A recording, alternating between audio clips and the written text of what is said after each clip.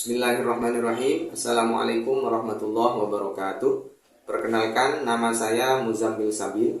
Saya guru BK di SMP Negeri 1 Tenggarang, Kabupaten Bondowoso, sekaligus mahasiswa PPG dalam jabatan Angkatan 3 tahun 2023 di LPTK Universitas Negeri Semarang. Dengan nomor peserta 2015017000338. Saya akan melaksanakan praktik uji kinerja di SMP Negeri 1 Tenggarang, Kabupaten Bondowoso. Berikut video praktik saya. Terima kasih.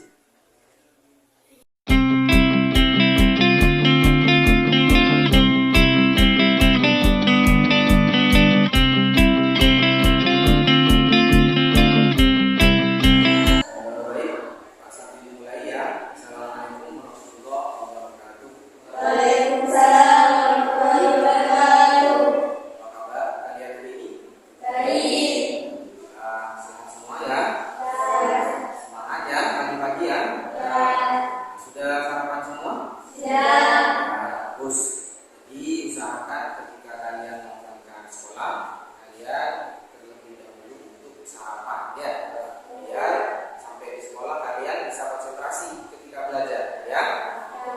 Pak Sabil sekarang ingin memperkenalkan diri dulu ya. Jadi kita meskipun sudah saling mengenal ya, tapi tidak ada salahnya kita memperkenalkan diri terlebih dahulu, memperkenalkan diri lagi ya, biar kita semakin akrab ya. Nama Pak Sabil adalah Muzammil Sabil. Pak Sabil di sini selaku guru BK ya di SMP 1 Tenggarang. Alamatnya Pak Sabil di Batangan. Untuk hobi Pak Sabil senang jalan-jalan. Ya, silakan dari Mbak Ini.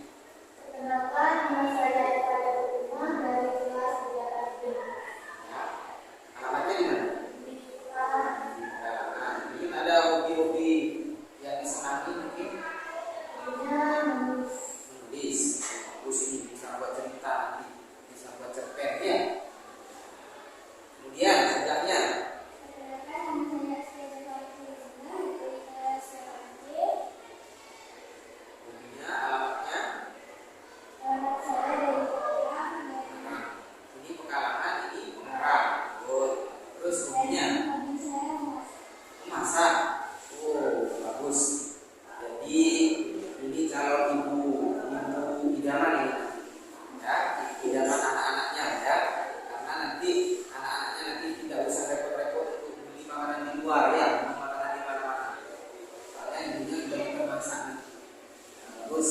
Kemudian sebelahnya. Perkenalkan, nama saya Cisna Sari dari TK.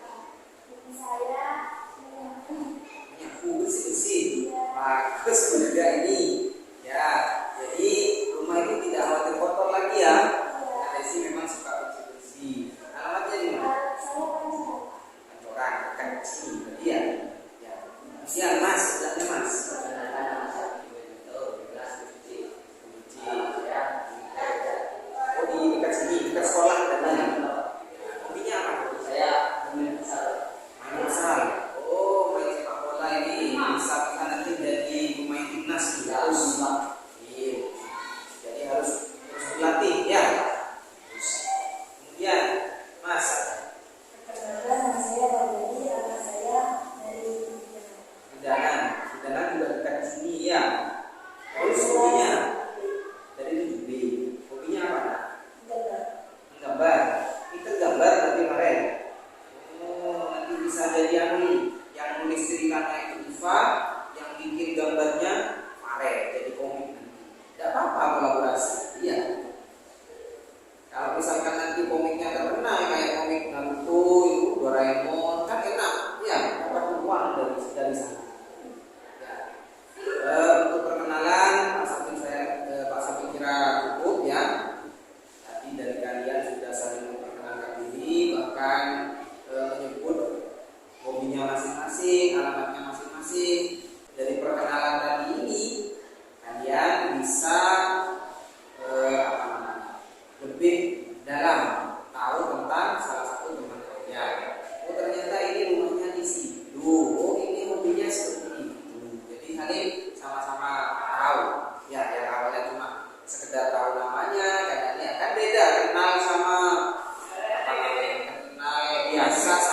kenal betul-betul kenal itu kan beda. Ya. Untuk memulai kegiatan pada pagi hari ini, alangkah baiknya kita terlebih dahulu membaca doa dengan harapan mudah-mudahan acara pada pagi hari ini, kegiatan pada pagi hari ini berjalan dengan lancar sesuai dengan apa yang kita harapkan. Mungkin bisa dipimpin, yang bisa memimpin doa di sini siapa? Ya, silakan. Sebelum mulai kegiatan pada pagi hari ini, alangkah baiknya kita berdoa bersama-sama.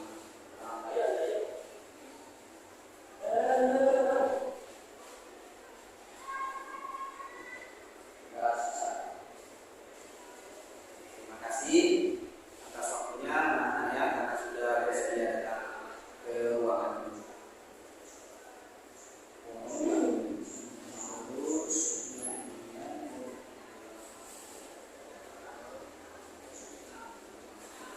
Anak-anak sudah tahu tujuan kalian datang ke ruangan ini untuk apa? Tidak tahu ya. Jadi tujuannya adalah untuk kalian ini melaksanakan kegiatan konseling kelompok ya. Jadi nanti di sini kalian bebas untuk mengutarakan pendapat kalian. Jadi apapun yang ada dalam diri kalian, dalam hati kalian, dalam pikiran kalian, kalian ungkapkan di sini ya. Jadi di sini istilahnya curhat ya, curhat. Kita cari bersama nanti kalau misalkan ada kesulitan, kita cari bersama-sama solusinya ya. Intinya nanti kalian keluar dari sini, kalian bisa merasa lega ya. Tidak ada lagi permasalahan yang ada di dalam diri kalian ya. Itu harapannya Pak Sami. Kemudian anak-anak, tujuan yang kedua ya, kalian dipanggil ke sini adalah berdasarkan informasi dari guru agama ya, yang mana guru agama ini bukan guru agama ya, sekolah kita ya, tapi yang menjadi penanggung jawab adalah guru agama. Sekolah kita mempunyai program sholat zuhur berjamaah ya, ada kan ya? Di sana ketika waktu sholat zuhur berjamaah itu sudah tiba, kebanyakan anak-anak itu banyak yang malas untuk ikut kegiatan tersebut. Sholat ya, malas untuk sholat, melakukan sholat. Salah satunya ada di ruangan ini ya, makanya Pak Sakti panggil ke ruangan ini, kita curhat. Kenapa kalian seperti itu ya? Ceritakan di sini. Tidak usah ditutup-tutupi, tidak usah takut, tidak usah khawatir ya, karena kita di sini untuk menyelesaikan masalah bersama ya, untuk mencari solusi yang terbaik bagaimana nantinya kalian agar supaya bisa menjadi lebih baik ya. Yang awalnya malas untuk sholat, harapannya nanti ketika sudah melakukan kegiatan ini bisa menjadi rajin untuk sholat, terutama sholat di sekolah, sholat dulu berjamaah.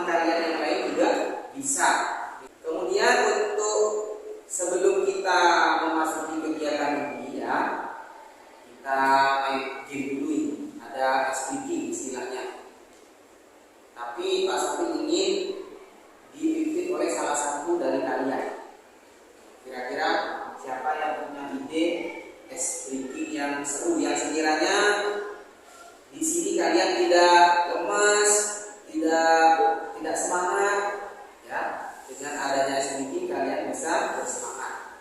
Ya, siapa yang punya ide? Iva bisa? Yuk, gimana? Yuk. Harus berdiri apa duduk saja? Oh, silakan. Duduk saja. Ya, yuk gimana? Ya. Tepuk jari 1, tepuk jari 2, tepuk jari 3, tepuk jari 4, tepuk jari 5, berbunyi semua. 1, 2, 3, bersiap belajar.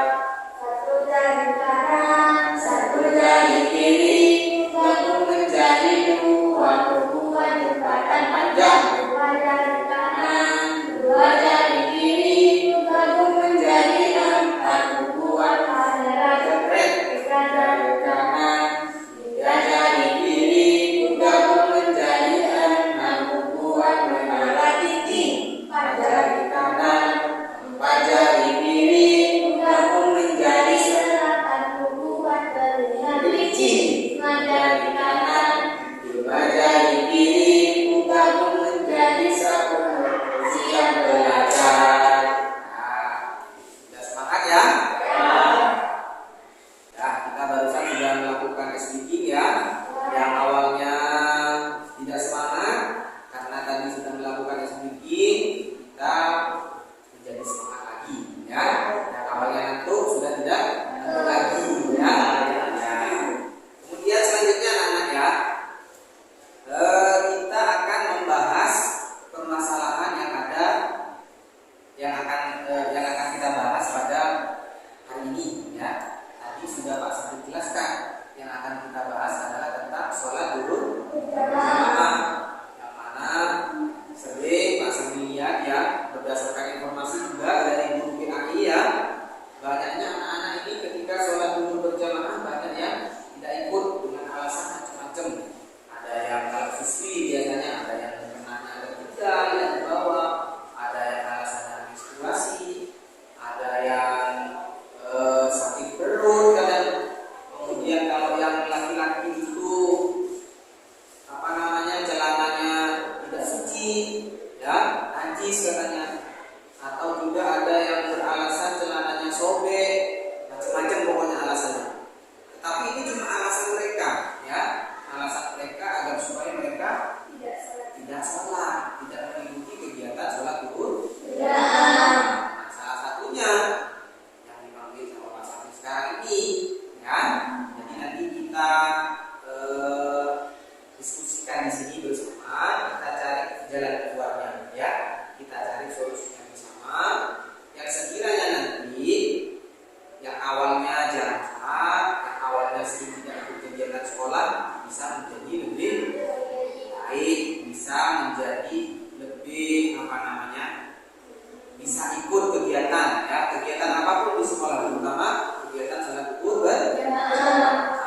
Bisa anak-anak ya, kita akan membahas permasalahan yang akan kita selesaikan bersama ya. Nanti masalahnya tentang sholat duhur berjamaah ya. Nanti harapannya yang awalnya tidak sering tidak ikut kegiatan sholat duhur berjamaah, harapannya nanti bisa ikut kegiatan sholat duhur bukan cuma di sekolah, tapi harapannya nanti kebiasaan yang kita laksanakan sholat duhur berjamaah ini ya, akan kalian laksanakan juga di rumah ya.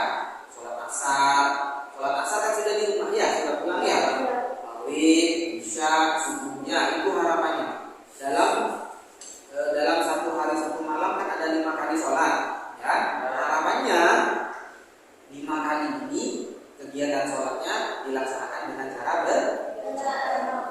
itu harapannya ya. Jadi nanti awalnya harus dibiasakan dulu ya, harus dipaksa dulu. Nanti kelamaan ketika kalian sudah sering melakukan, maka akan menjadi kebiasaan. Kalau tidak melakukan, kalau sudah biasa ya, kemudian tidak melakukan, itu rasanya ada yang kurang. Jadi seperti itu ya, itu tujuan utama. Nah, sekarang Pak Sabri ingin tahu alasan kalian ini kenapa seringkali tidak ikut kegiatan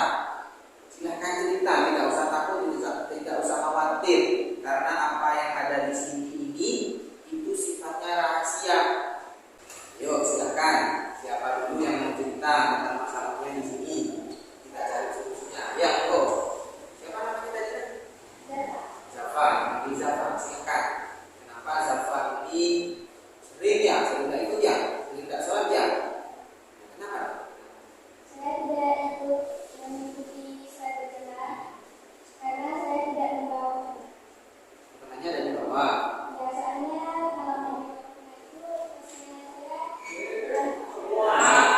Kena itu berapa kilo?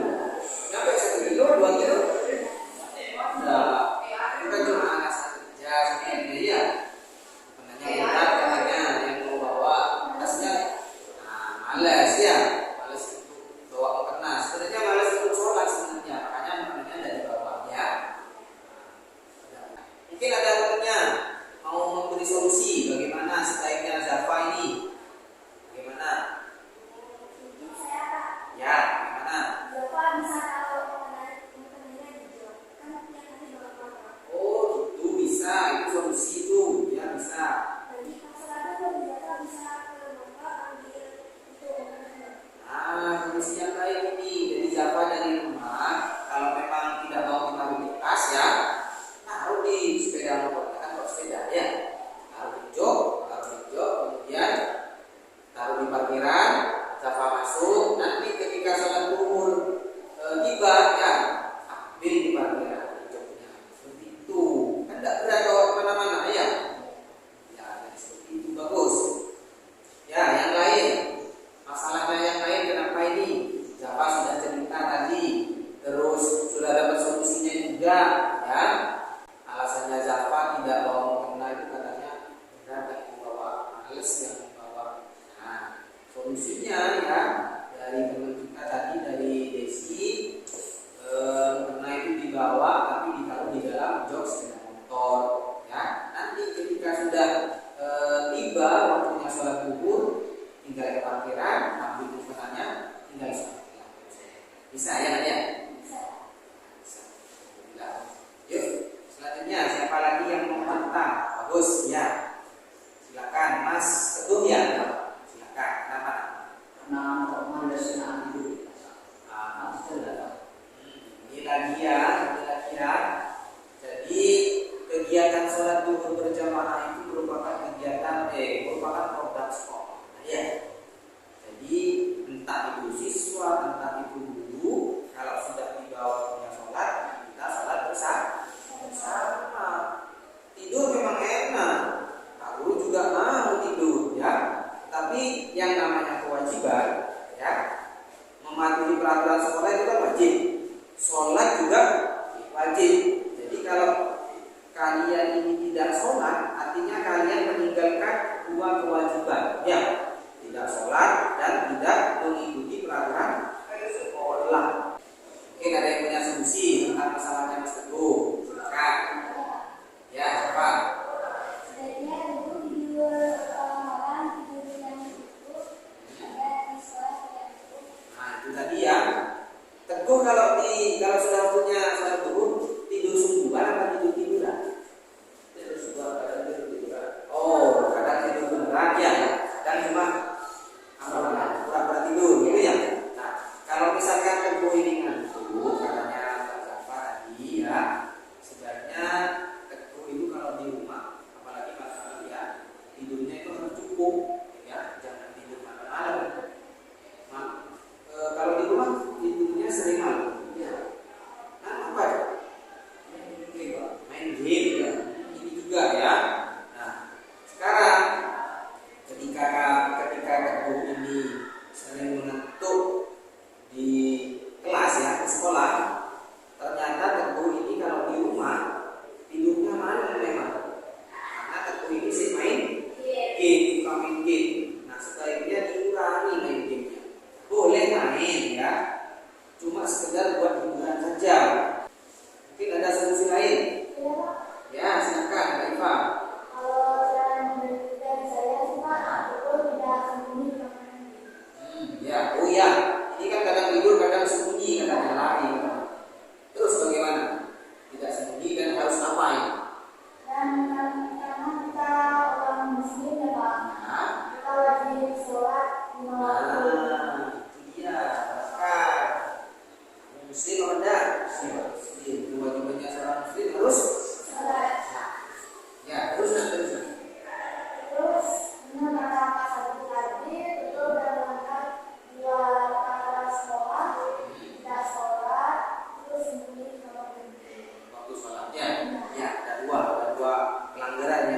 lakukan, tidak sholat.